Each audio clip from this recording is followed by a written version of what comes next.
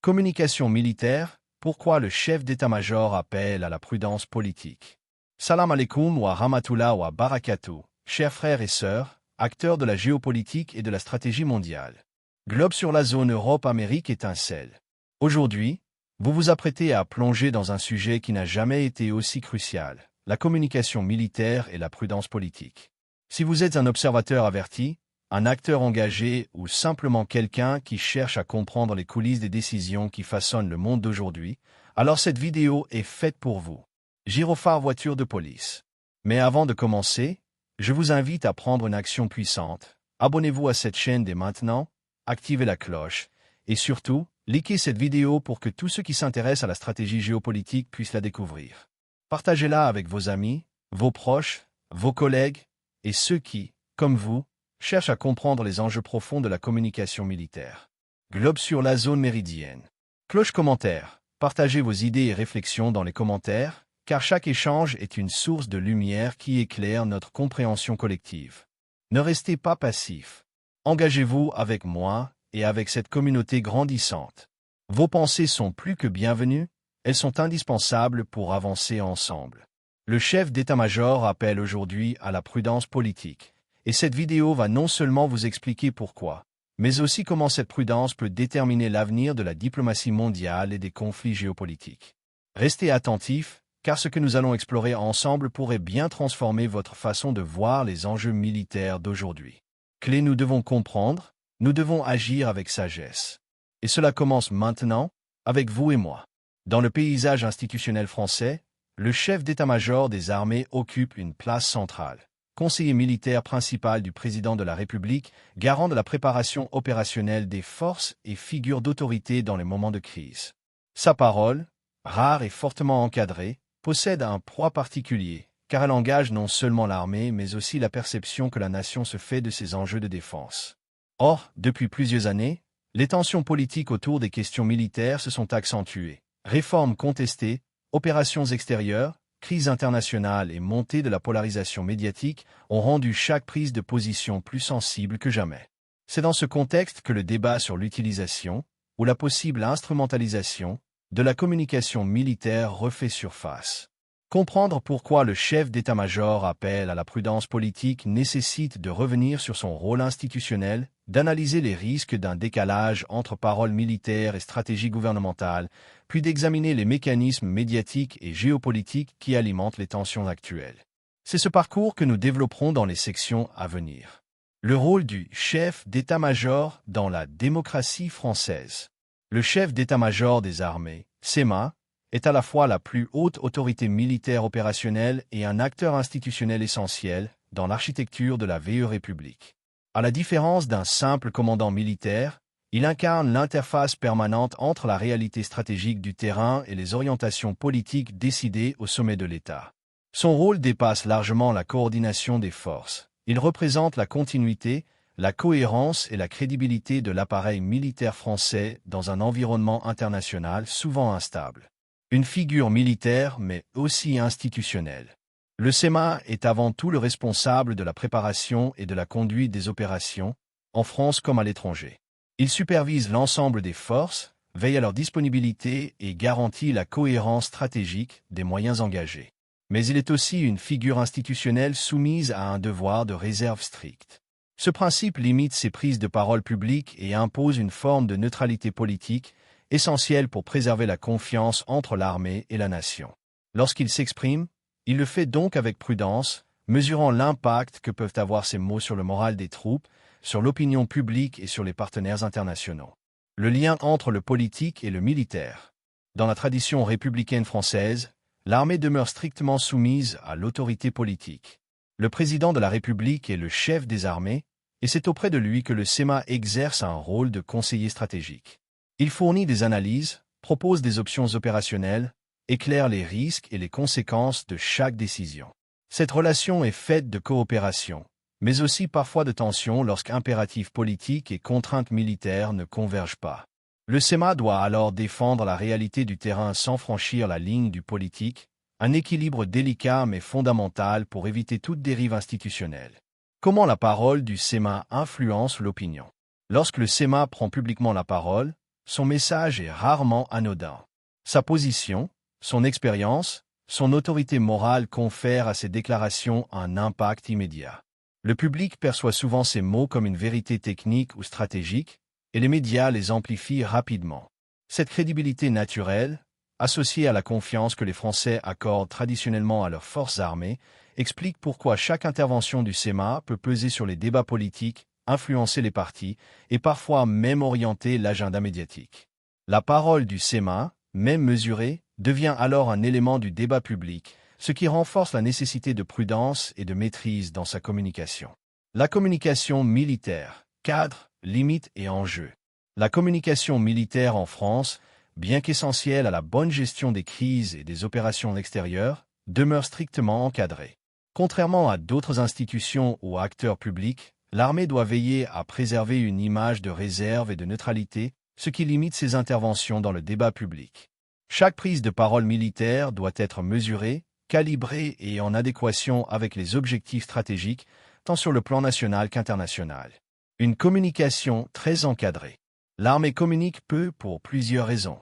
Premièrement, la discipline militaire impose une certaine rigueur et réserve dans les propos, surtout vis-à-vis du monde extérieur. Les militaires doivent rester concentrés sur leur mission, loin des préoccupations politiques quotidiennes. L'armée, en tant qu'institution, cherche à éviter tout discours susceptible de nuire à sa neutralité et à son unité.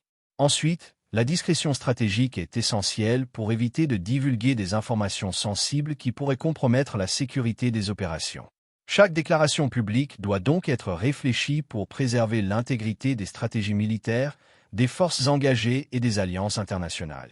Trop de transparence ou des déclarations imprudentes risqueraient de fournir des informations utiles à l'ennemi ou de semer le doute au sein de l'opinion publique. Enfin, dans le cadre des relations internationales, l'armée française doit être extrêmement prudente, car chaque parole peut avoir un impact sur les relations diplomatiques. Un message mal formulé pourrait être interprété comme une agression, au contraire, comme un signe de faiblesse, perturbant ainsi l'équilibre fragile des relations entre nations. Quand les militaires prennent publiquement la parole. Malgré cette rigueur, certains contextes exigent que l'armée prenne la parole de manière publique. Cela survient principalement en période de crise internationale ou de tensions géopolitiques, où l'armée est sollicitée pour exposer la réalité des opérations ou défendre les positions françaises.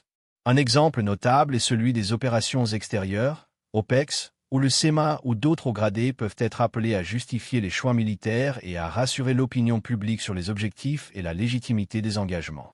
De même, lors de réformes de défense, comme la révision de la politique de défense ou la mise en œuvre de nouveaux budgets, des porte-paroles militaires sont amenés à clarifier la direction prise et à rassurer sur la capacité de l'armée à répondre aux nouvelles menaces.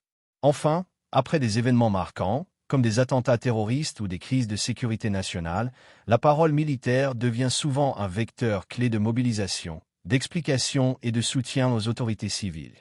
Les risques d'une parole militaire mal interprétée.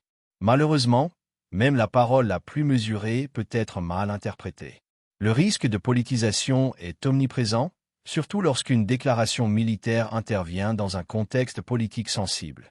Une intervention jugée trop forte ou trop critique peut être perçue comme une prise de position, ce qui peut alimenter des spéculations sur l'engagement de l'armée dans des débats politiques internes.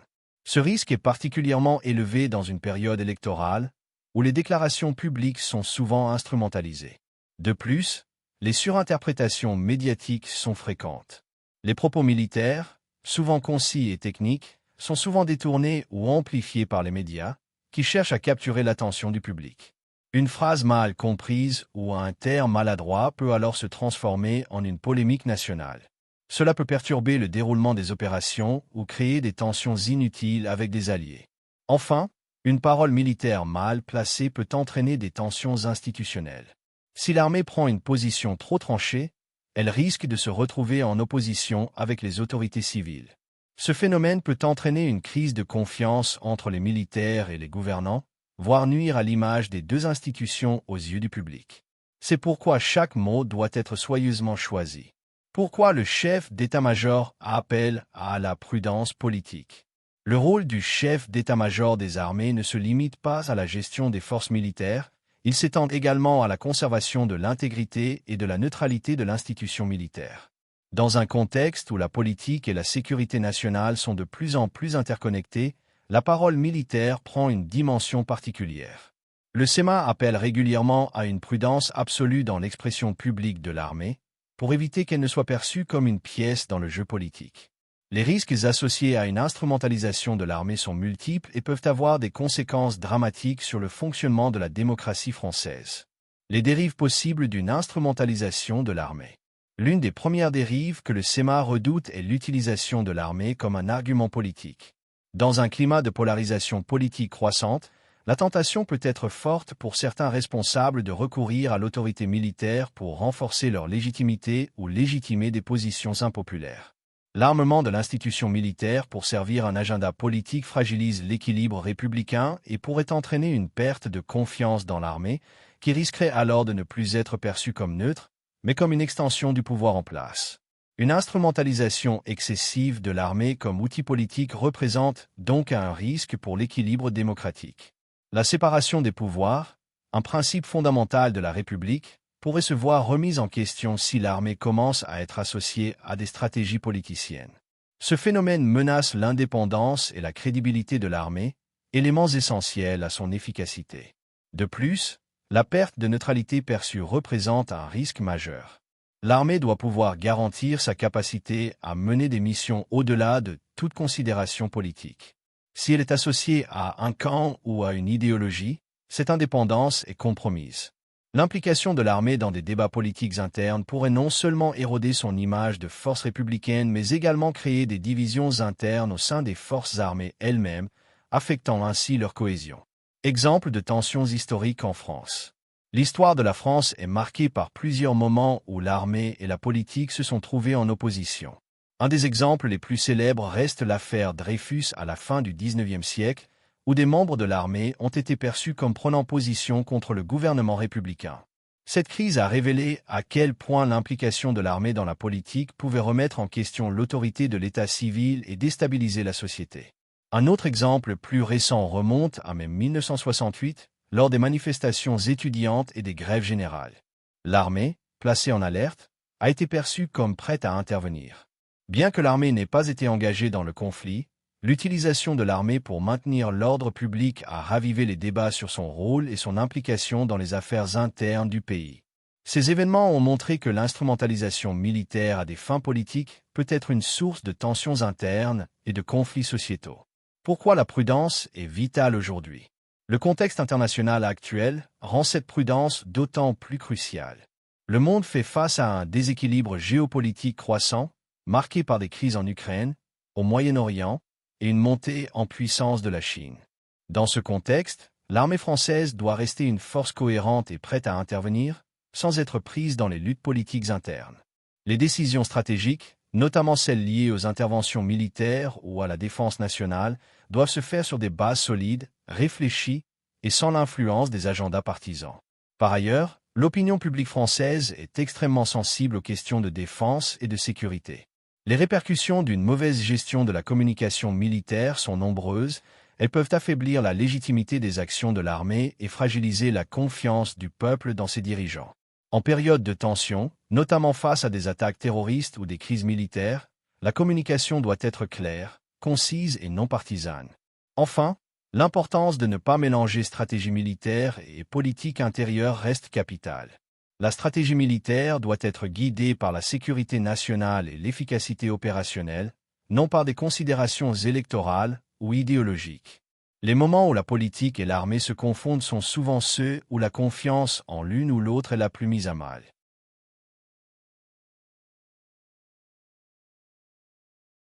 C'est pourquoi le SEMA appelle à une distinction nette et respectueuse entre les rôles des politiques et des militaires, afin de garantir à la fois l'efficacité de l'armée et la stabilité de la démocratie. Médias, opinion publique et risque de manipulation. La parole militaire, bien que souvent réservée et contrôlée, prend une importance particulière dans le paysage médiatique et politique français. Lorsqu'un chef d'état-major ou un responsable militaire prend la parole, chaque mot, chaque déclaration peut être amplifiée et interprétée au-delà de son intention initiale. L'interaction entre médias, opinion publique et discours militaire soulève plusieurs enjeux cruciaux. particulièrement en période de crise ou de tension. La façon dont les médias traitent la parole militaire et l'influence qu'elle exerce sur l'opinion publique est au cœur des débats actuels. Les médias amplifient la parole militaire. Les médias jouent un rôle clé dans la manière dont les déclarations militaires sont reçues et comprises par le public. Une simple phrase prononcée par un chef militaire peut facilement se transformer en un débat national, particulièrement lorsqu'elle touche des sujets sensibles comme la défense, la politique étrangère ou la sécurité intérieure. Les journalistes, à la recherche de l'angle le plus percutant, peuvent donner une ampleur démesurée à des propos, amplifiant ainsi leur impact. Par exemple, une déclaration du SEMA sur la nécessité de renforcer les forces armées peut être interprétée comme un signe de faiblesse politique ou un appel implicite à une politique plus agressive, même si ce n'est pas l'objectif initial. Cette amplification médiatique transforme parfois des échanges internes au monde militaire en polémiques publiques, alimentant des débats qui vont au-delà de la question technique et qui entrent dans le domaine politique. La nuance dans le discours militaire est donc primordiale. Le SEMA, tout comme les autres responsables militaires, doit s'efforcer de parler d'une manière qui évite toute ambiguïté et ne prête pas le flanc à des interprétations simplistes. Cela est d'autant plus important lorsqu'il s'agit de questions de stratégie nationale ou internationale, où des propos mal compris peuvent avoir des répercussions immédiates sur la politique nationale. L'opinion publique et l'effet autorité militaire. L'opinion publique française accorde traditionnellement une grande confiance à ses forces armées. Cela s'explique par plusieurs facteurs. L'armée incarne la protection de la souveraineté nationale, la légitimité républicaine et un engagement moral et patriote reconnu à travers le temps. Cette autorité militaire confère une crédibilité particulière au discours militaire, surtout lorsqu'il concerne des enjeux de sécurité nationale ou de défense.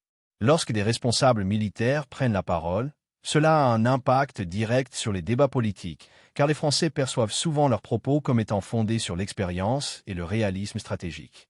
Un général, par exemple, est perçu comme un expert sur des questions qu'une partie de la population pourrait considérer comme trop techniques ou éloignées de son quotidien. Ainsi, les déclarations militaires, loin d'être neutres, peuvent orienter l'opinion publique, notamment en matière de politique de défense, de sécurité intérieure ou de relations internationales. L'impact de cette crédibilité militaire se fait particulièrement sentir lors des périodes de crise. Dans ces moments, les militaires deviennent des interlocuteurs privilégiés des gouvernements, mais aussi des figures influentes dans la formation de l'opinion. Leur parole devient souvent un gage de sécurité et d'autorité face à l'incertitude. Le risque d'instrumentalisation politique. Si la parole militaire a une telle influence, c'est qu'elle peut aussi être instrumentalisée politiquement. En période électorale, ou lorsqu'un débat politique sur des questions de défense ou de sécurité est en cours, certains acteurs politiques peuvent chercher à récupérer les propos militaires pour légitimer leur propre agenda. Par exemple, un responsable politique pourrait tenter de s'approprier les déclarations d'un chef militaire pour renforcer la légitimité de sa politique de défense ou pour critiquer l'opposition. Cette récupération peut se faire de manière subtile, en prenant un extrait de discours militaire et en l'intégrant dans un contexte politique.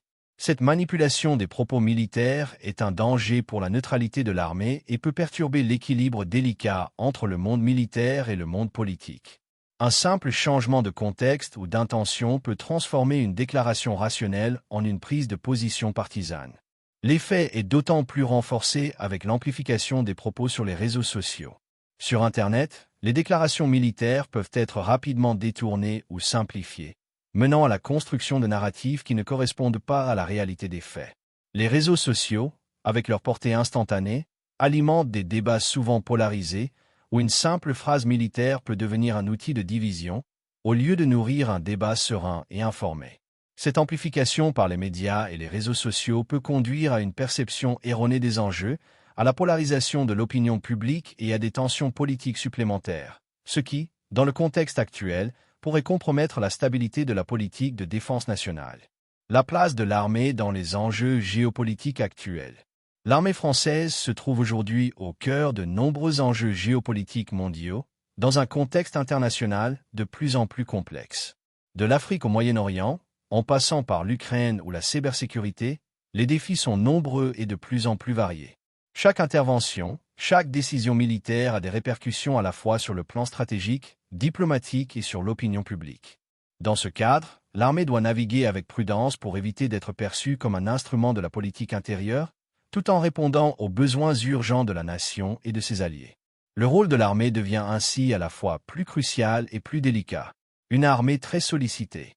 L'armée française est sollicitée sur plusieurs fronts majeurs, dont certains ne sont pas toujours visibles dans les discussions publiques, mais qui influencent considérablement les décisions stratégiques.